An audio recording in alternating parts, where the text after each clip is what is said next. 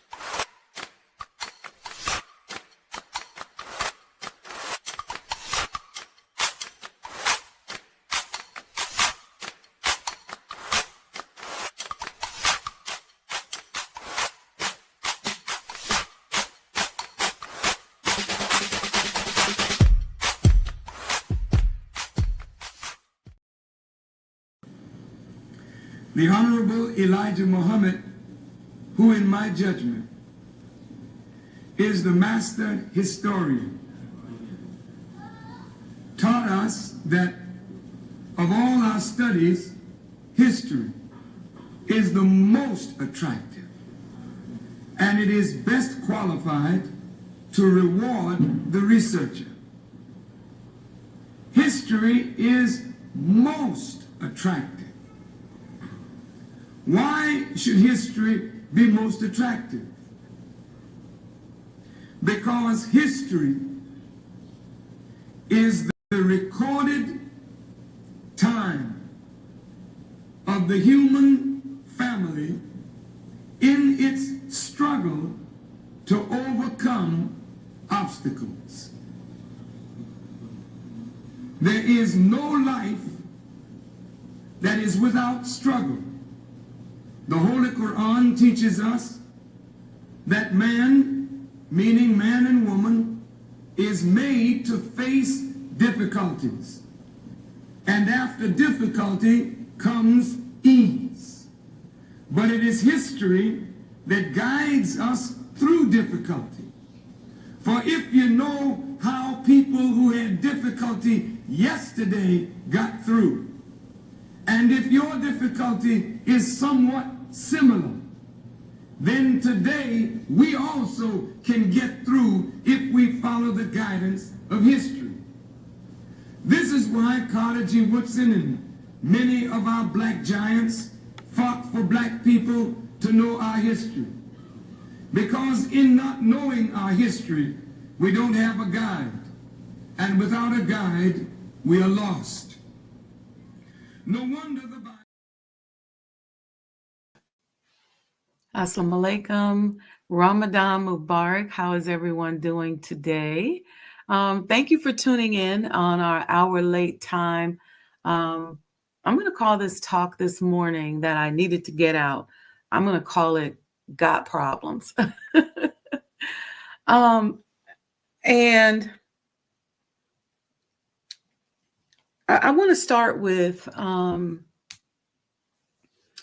what a problem is and how you can redefine how you see a problem and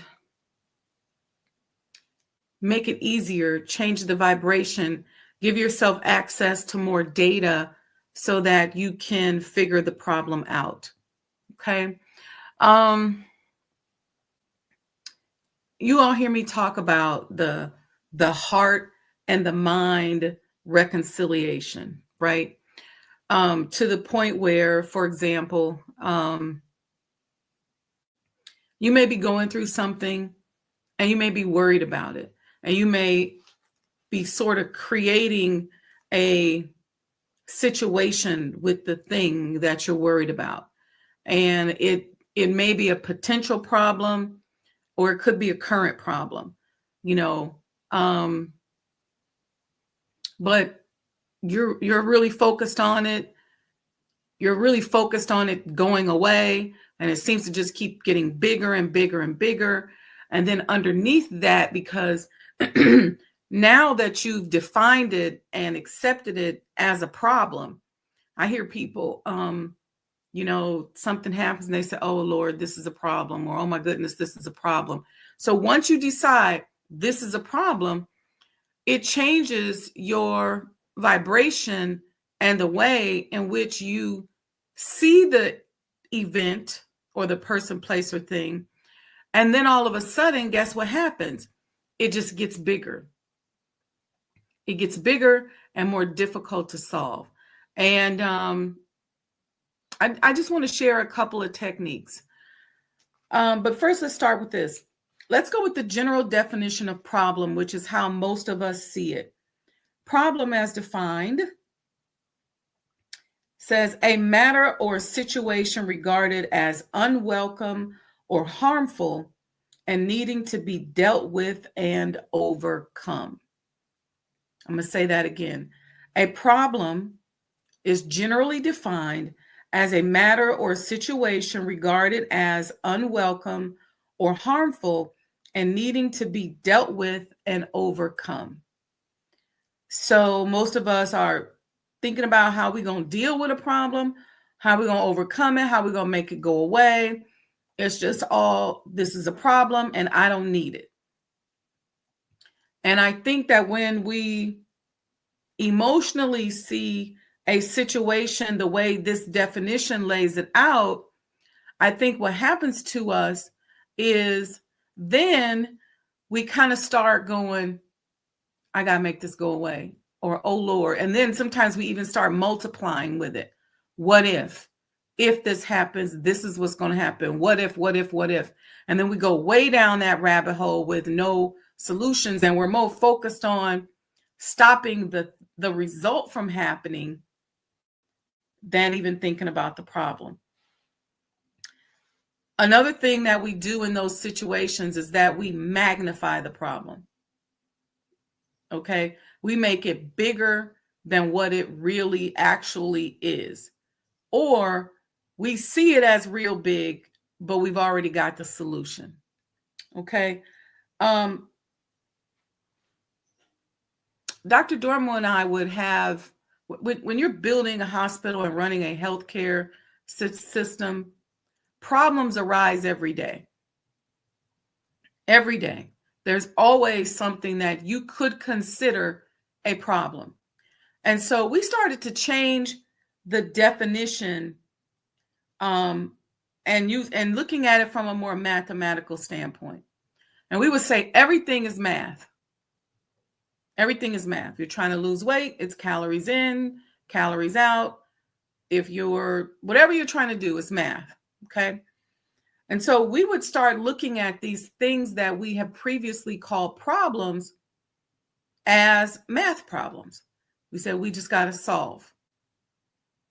Right? So in mathematics, a problem is defined as an inquiry starting from given conditions to investigate or demonstrate in fact, result, or law. So we would see the conditions that we were given, and then we would say, how do we address these conditions mathematically so that they become the conditions that we want? So looking at it algebraically, we'd be solving for X or solving for Y. But our whole thing was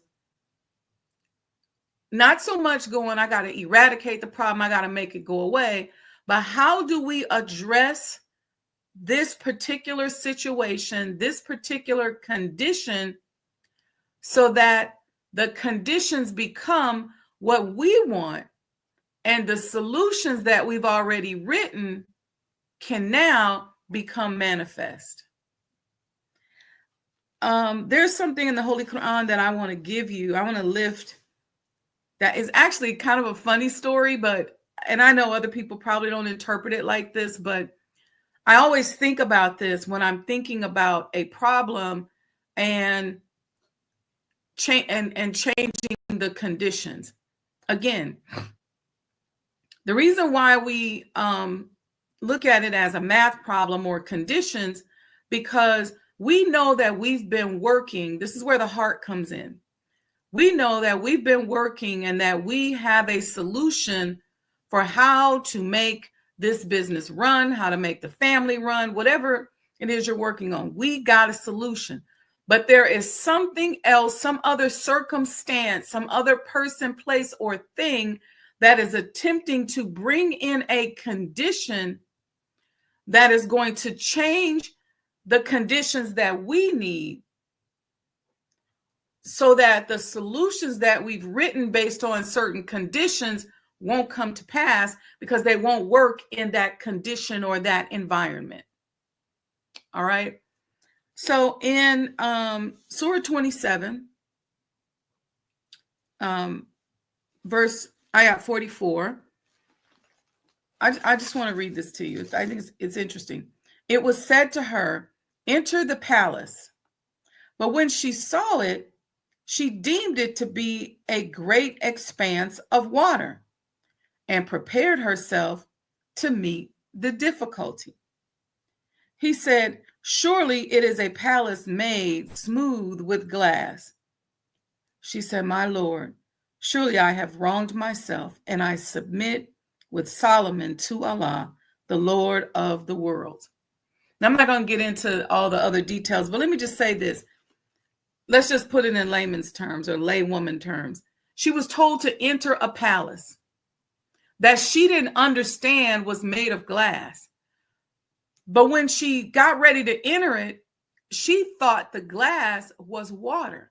And she was preparing herself to meet the difficulties. Maybe she thought she was going to drown. She was going to have to swim. Maybe she was like, I got on this big dress. I got to pare it down so I can get in here and get through this difficulty. She had made it a situation that it wasn't. And when she got ready to go in, all prepared for the difficulty, he said to her, Allah said to her, it's just a palace made of smooth glass, meaning that it had a firm surface. She could walk on it. It wasn't water. She wasn't going to drown. She didn't have to prepare herself either to prevent from drowning or that she was going to drown. She could walk right on it. And not only could she walk right on it, she could see right through it. How many times have we had a problem or a potential situation where we made it bigger than what it was? We thought it was a palace made of water, and Allah said, come here, baby, come this way. Take that step. And you took that step onto what you thought was water, and you saying to yourself, I can't swim, but you were able to walk on the smooth, solid surface. And not only were you able to walk on it, you were able to see right through. So your vision was clear enough that you could see through the walls and any other potential problems. It was the change in the condition. So if we think the condition is that we're about to walk into water and we can't swim and it's deeper than we are tall and we don't know what we're going to do. It's got an undertow. We know we're going to get tired. We know we're out of shape, whatever. If that is the condition we have in our mind, but the solution that we wrote was based on it being solid ground, then what does that mean? That means then that changing the condition is where we need to focus. Because once we change the condition, we already know how to walk. She didn't have to teach herself how to walk, but she was preparing to drown. So when I said that when we have a problem, what that simply means is that you have people, places, and things or things around you, usually people, who are attempting to change the condition of your situation, of your business, of your family, whatever, so that their outcome works and not your solution. Let me show you how people do this. Some people don't even do it intentionally. Some people are just not good people, and they wish evil upon you. And so they're trying to change the conditions of your business, of your life, of the situation, so that it doesn't work out for you. And then you go, oh, I got a problem. But what you're not realizing is that there is somebody working to change those conditions. You may have somebody who wants to control you because they want something from you. They may want to steal from you. They may want to just have you in their back pocket. So when they sit down at the table with you or they're working with you, they're attempting to own the process and change the conditions so that their outcome works and yours doesn't. Okay? They want to make sure that they put the right conditions. So every time they talk, it's going to be based on that.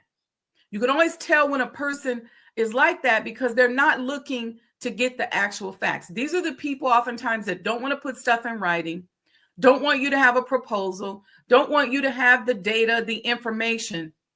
But see, when that data is on the paper, you can make some moves. Because again, remember, it's all mathematics.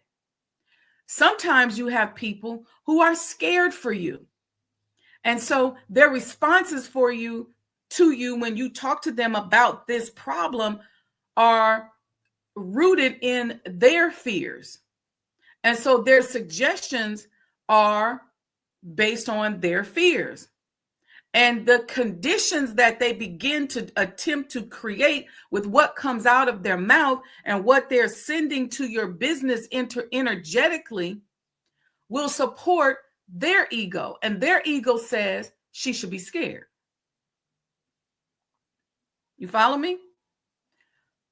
So when you are looking to solve a problem, what you're looking to do is to change the conditions so that your solution works. This is why when you have an organization, you have to remove people or attempt to change the mindset of people who are creating conditions that don't support your winning program. This is what you see happening all the time in the corporate world. The powers that be have a plan of action. They have what they believe is a strategic plan that they're going to follow. And if you come in and you're attempting to change the conditions that they've created because they want to get more sales, they want to increase outreach, whatever it is that they want to do, you come in with certain behaviors. Maybe you lazy, maybe you tired, maybe you don't look the part. Maybe you just feel like things should be done differently. Oftentimes they're going to get rid of you, or they're going to manipulate you so that you go along with the program, because they need the program in place to make sure that the conditions are in place so that the solutions and strategy they put in place work. Same thing here with us. You saw in this particular example that we gave from Surah 27, verse 44, that he said to her, enter the palace. But when she saw it, she deemed it to be a great expanse of water. So when she saw it through this lens of the ego that came from some other stuff, could have been other people, could have been something from her mind, but something else that was creating a condition. She saw the palace as an expanse of water. And what did she do? She prepared herself to meet the difficulty. So a lot of us are running around here making moves based on problems that we don't even have. We're anticipating a problem, and then we're already acting as if the problem's already here. Well, guess what? Now we're creating the energetic condition so the problem can show up. But where's your energetic condition for the solution? See, when you're writing your strategic plan, if you say, look, I'm going to win no matter what, I'm going to be successful in this project, in this business, in this family, or whatever, then what you have to do is learn to create the conditions that will support your plan of action. He said to her, when she was already preparing herself for the difficulty, surely it is a palace made smooth with glass. She said, oh, my Lord, surely I have wronged myself, and I submit with Solomon to Allah, the Lord of the world. Because once the conditions got changed, she said, oh, Lord, I submit. You know best. You know best, Allah. I don't even know what I'm doing. I thought that was water over there. And you just keep telling me to come on. If I would just come on, if I could have saved myself, because who knows how much time she spent getting ready for some difficulty. Then in actuality, it wasn't there. It was only in her head. It's just like when you dream. If you dream that somebody's chasing you, you could start sweating. Your heart is beating. You could have an anxiety attack. You may wake up nervous, upset. You could even have a heart attack. And it's not even really happening. It's not even really happening. So when you are in a situation and you're blessed that the conditions are becoming more favorable to you, that's what you want to focus on. Because while intellectually you may not have the overall solution, you may not know where the solution is going to come from. You may not know where the money's coming from. You may not know where your help's coming from. You may not know where you're going to get the orders from. You may not know all of that. But what you have to learn how to do is to look at the conditions. And if you can see where conditions are turning in your favor, maybe your business is getting more favorable reviews, maybe more favorable press. Maybe you're getting a lot of people starting to come through the doors. Maybe you're getting a lot of phone calls. And so now you have to say, how do I continue to nurture those conditions within myself first, right? So that I can draw in the solutions that I need and I want, and I will create the environment. I will create the fertile soil so that what I sowed into it will reap according to my dreams, goals, and desires. Think about the conditions. Think about creating those conditions. Don't keep focusing on, oh Lord, I need a CEO. I need a CEO, or I need a controller, or I need the money, or I got to stop my child from doing X, Y, Z. What are the conditions? What are the conditions that you are seeing in your mind with your eyes? What are the conditions that you are making up in your head? And what are the conditions that you want? And ultimately, you want to create the conditions that you want. Okay? Let me give you a little example. Let's say you have a retail store. Okay? And obviously it's a retail store, so you're not charging people to get in the door, right? But you want as many people to come through those doors as possible because you believe that you got the best product at the best price and the best opportunity for them to get what they want inside of your store. And so you want to create the conditions that draw them there, and you want to create the conditions that keep them there.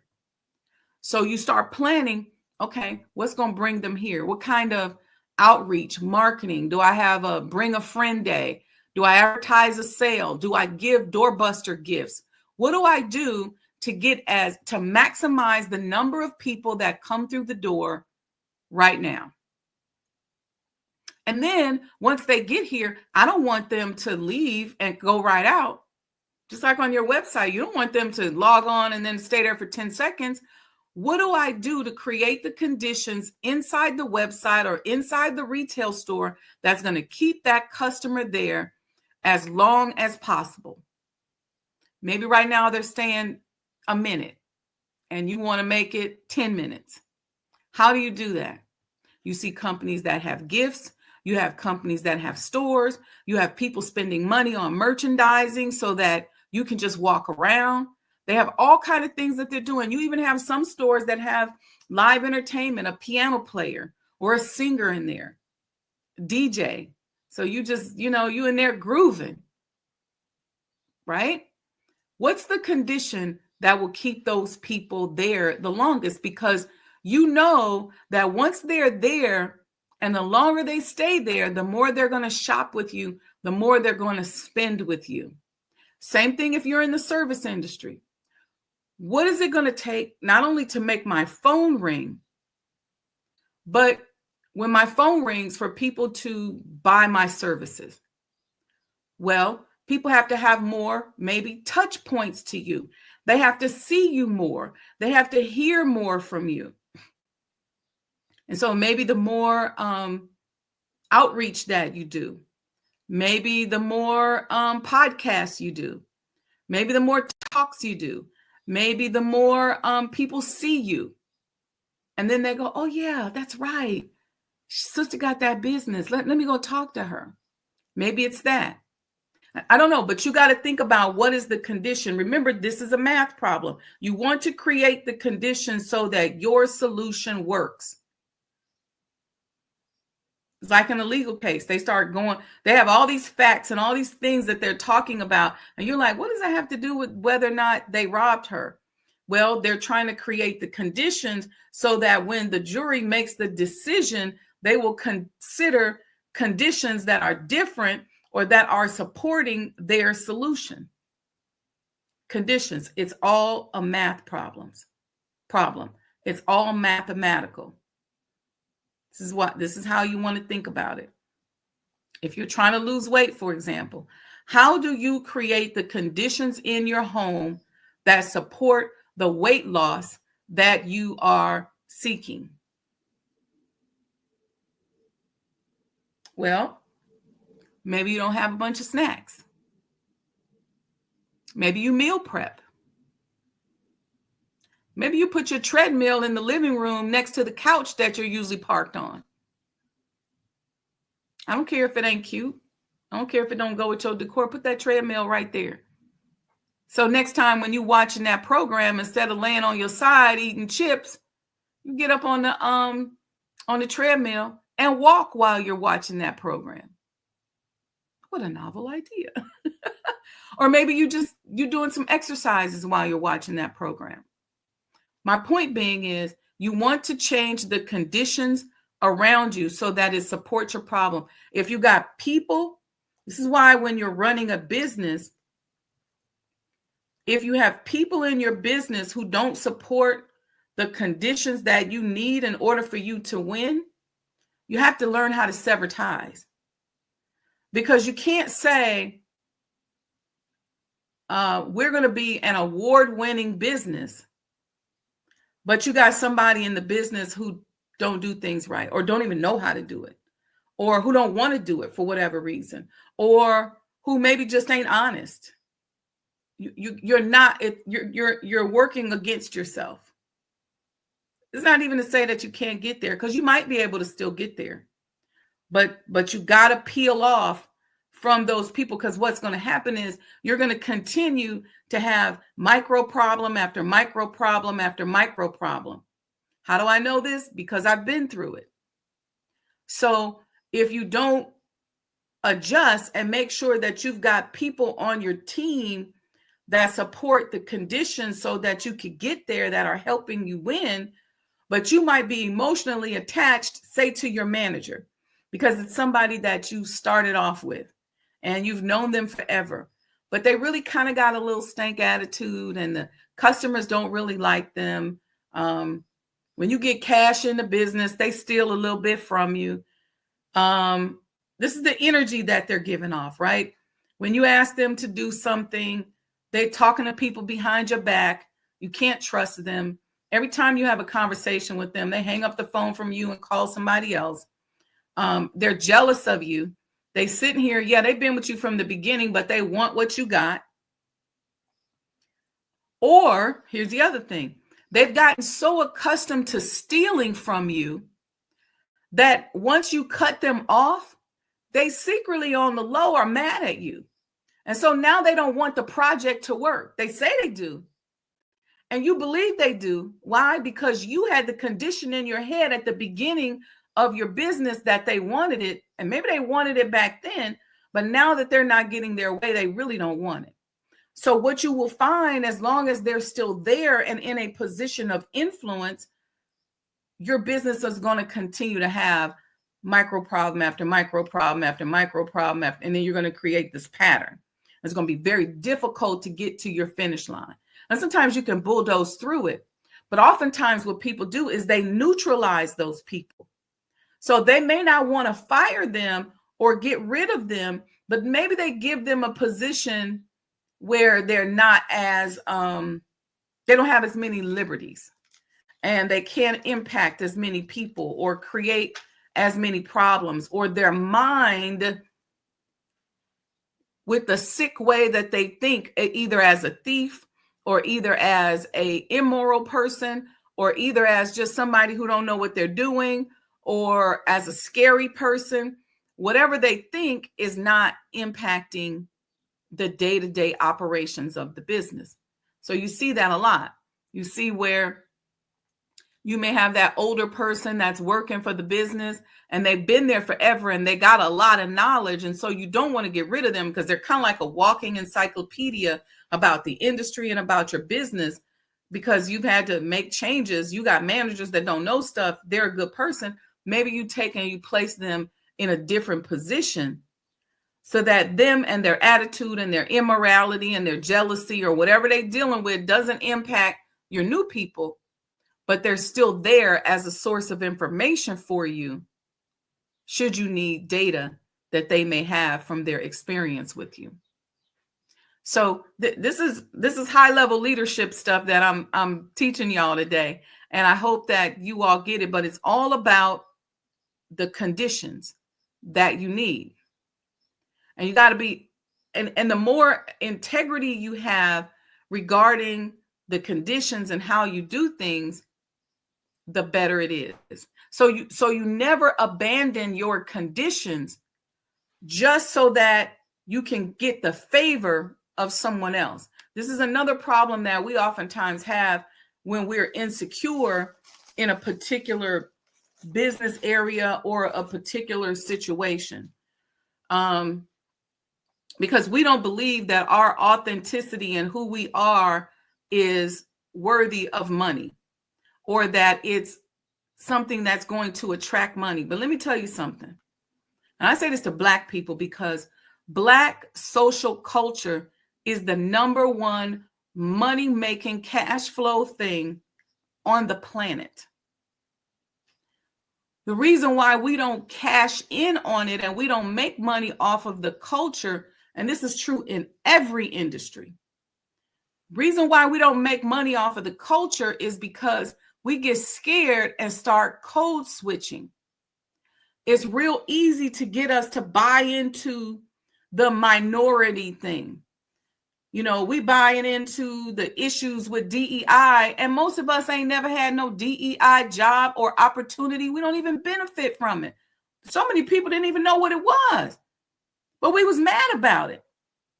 We start making adjustments to how we present our business. Well, I don't want this to look like a Black business. I want it to just look like a business.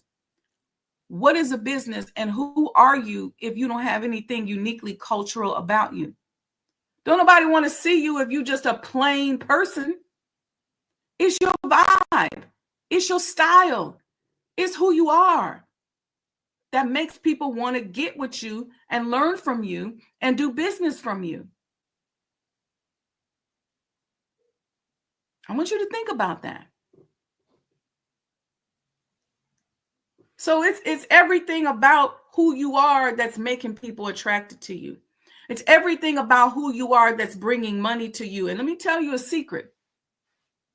The deeper you go into yourself, the more money you're going to make, the more people are going to be attracted to you, and the more you're going to access a niche, a market niche or market niche that nobody else is attached, is over.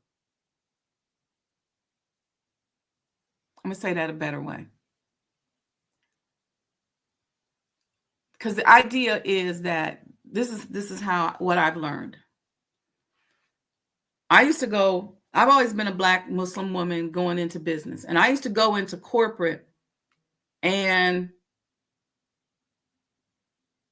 when I would go in and I'm Wendy Muhammad, always been that. I've had more doors open for me going in as myself than prior to when I was committed to being myself. See, because if I join the rank and file in the corporate world and I see the little white girls and the little white guys, and I go, you know what? I want to be like them. And I'm going to go in and be just like them. Guess what's going to happen to me? When they start looking for something unique, somebody to handle things, because I don't know what y'all are looking at, but the world is brown and Black. Newsflash.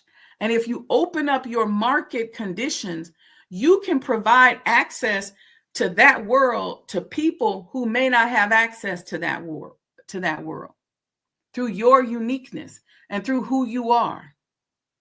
This is why the best gift in the world that you can get is to be able to make money just for being yourself. To be able to go into business or into your problem, your project, your situation, being yourself. You know why? Because when you're being your authentic self, you're going to access a power that those people don't have access to. You might think, oh, shoot, let me take my scarf off so I can get some money. Don't do it. Don't do it. Because guess what? If you take your scarf off, or you change who you are, change your name, or change how your business is so it doesn't look like it's ethnic, I've heard people say, and you go and get something from somebody, you go and attract customers like that, you're going to always have to stay in that fake mode. You want to learn how to create the conditions so that you can get what you need to get based on who you are. Because, and then you can walk right into your answers. Walk right into your money. See, this is when you got to learn how to have faith. Because if your mathematics is only based on what you see in the corporate world and what's out there, you're going to be off and you're going to be lost. Every time. Here's another example. I can't use that example. That's a client. I can't use that. Suffice it to say, accept your own and be yourself. Accept your own and be yourself. You are a whole market. You, your culture, who you are a whole market that everybody's looking at. They want you to build up and create, and then they can come and talk you down out of your position. Happens all the time. Happens all the time. I'm going to let her get there. I'm going to let her make this this makeup line for Black women called Black Beauty. And I'm going to let her, people feeling it. But then what I'm going to do, now that I got the customers, you see networks do this all the time. I won't name any, but they create these Black shows, and then everybody starts watching the network. Like, you remember how we used to all go to Fox and look at In Living Color and Martin and whatever other shows they had on there? And then they go, oh, okay, we got the customers now. We're going to just get rid of the shows, or we'll sell off the shows, but now we got the customers. And so we'll introduce to them whatever else we want, and we'll make the money that way. It's the oldest trick in the business book. To get you to, or they say, okay, we're gonna bring you in as, a particular show, and it's very ethnic, and then we're going to tell you to start toning it down a little bit. We're going to lighten your skin a little bit. We're going to straighten your hair a little bit. We're going to get you to tone it down a little bit. And then pretty soon, once you become so vanilla, we can trade you out for somebody else. We trade you out for somebody else. Now we got the whole show and the whole market. So you want to stay as authentic as possible, because it's your authenticity that got you there. Most of the time, you either are solving a problem or you're responding to a problem. And that's how you and I create markets. And say it again, because I know we don't value ourselves. We are creating markets because we are doing things differently, offering new products and services, introducing more opportunities into the world because we're responding to a problem, whether it's discrimination, whether it's a cancer-causing product or a food. We as a culture have always been adaptive. That's why we invented everything, the refrigerator, the stoplight, the ironing board, because we're responding to a problem. My back is tired leaning over the ground trying to iron these clothes. Let me make something that's a flatter surface that I can lift up and stand here and I don't have to stress my back out. We're responding to a problem. We create a market. Whether it's an organization, whether it's a product or service, whatever it is, we're responding to a problem. We create and invent a product or service, right? And then what happens? That product or service becomes monetized, and then they come and negotiate us out of position. They either come and get us to change, whether it's change the approach, change the name, or they steal it. Or they say, you know what, you're not going to be able to distribute this if you don't tone it down some, or if you don't let us have some of it. But they're responding to a market that you created. You created the market. So don't get in the market and then decide you're going to change because you want favor from somebody, maybe because they got more money, maybe because they got more opportunity. They want to put you on television. You got to go be creative and create the conditions so that you can continue to own that market and space. There ain't no market or space in most of these cases unless it's in response to a problem that a Black person has. Y'all don't hear me, but y'all gonna hear me one day. I'm telling y'all, don't do it. I remember talking to Sister Deidre and Brother Doug about the name of their business, Pookie's Crack Cake. And people were like, certain people didn't want to give them certain corporate contracts because it was called crack cake. And they didn't like the Pookie part or whatever. Well, Pookie is a very common nickname in our community. I know that was one of mine. And then the crack cake is twofold, right? There's the crack cakes that our grandmothers used to make in the cast iron skillet, and they put the cake mix in there. When they bake it, it get the crack over the top, and then they pour the icing on top of it, and it melt all down in there. That's a crack cake.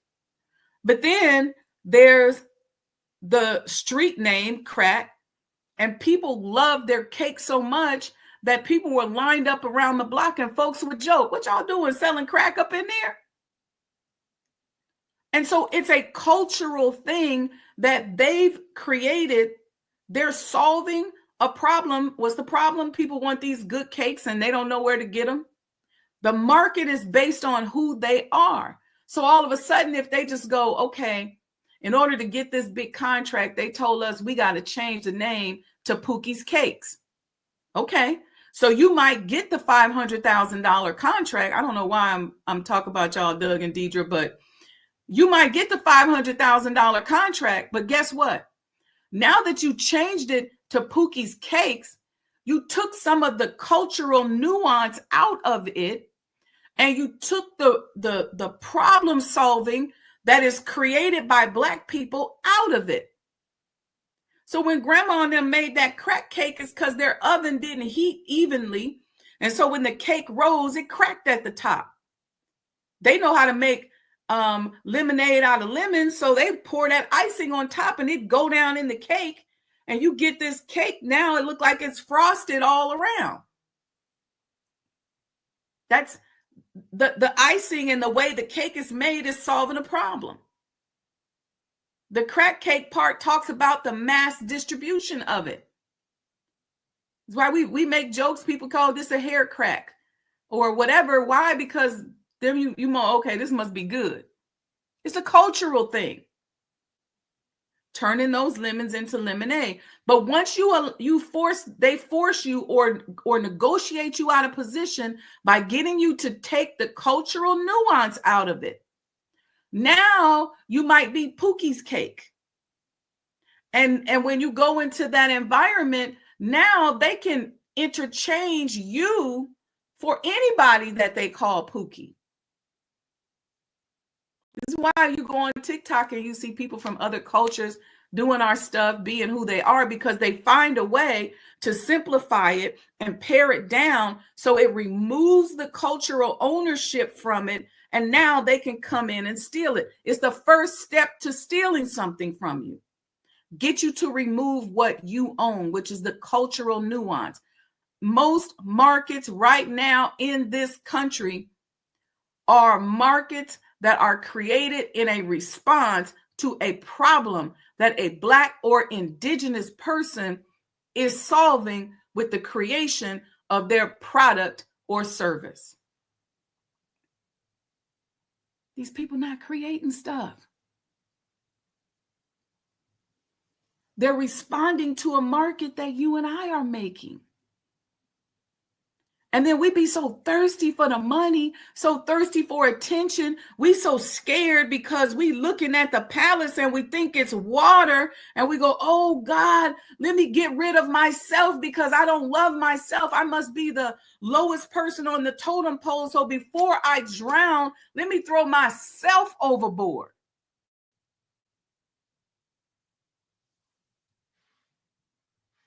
Don't do it. Value your culture. Value what God gave you and created for you when you responded to a problem. And don't let nobody talk you out of position. Don't let nobody take your patent, your trademark, your copyright, the name of your business, your organization. Keep it cultural to you, because that is the market that you own and they don't own it. If they can get you over there, get you to change the name, get you to respond to certain nuances, which do what? Change the condition so that it supports what they want to do. And so now anybody can be your business. And they're going to tell you, oh, you're scaling it, or we can give you more money. Thug that shit out. Own your market. That's where the value is. Own your market. Own who you are. All right, family. I hope this helps somebody today. This was on my spirit this morning. I thought to come on late and talk about it. I'll make sure it gets up here and gets posted. Tell a friend. Be a friend. Tell a friend. Tell somebody about this problem-solving talk that was downloaded to us today in real time on the Sajdah Morning Coffee Talks. All right. What I want you all to do is to support. We need everybody to give $25 to Sajdah Enterprises. Go to Cash App, Sajdah Enterprises. If you want to become a sponsor, not only for Sajdah House, but for any of my upcoming events, just send me an email. Send an email to sajdahhouse@gmail.com and just put sponsorship in the subject line. I'll send you a sponsorship deck. It's going to cover some of the events that we have coming up. So you can become an event sponsor. You can be a room sponsor. We've got some Mind of an Entrepreneur events coming up that you can sponsor. Got a lot of stuff that you can utilize to get your name out there so that you can continue to own your brand. All right, family. So Cash App, Sajdah Enterprises, or you can Zelle Wendy100m@gmail.com, because you're getting, I'm telling you, you're getting multi-million-dollar information on here for free. So don't live a life of subtraction. Live a life of flow and addition. And you want to do this. So something came to you, it's worth way more, especially when you apply it. So make a donation. Do a sponsorship. All right. Okay, family. What is today? Saturday? All right. So I'll let you know what days we're going to come on this week. So stay close and peruse around the social media sites on Instagram, Sajdah Wendy Muhammad and Sajdah House, and on Facebook, Sajdah Wendy Muhammad, LinkedIn, Sajdah Wendy Muhammad.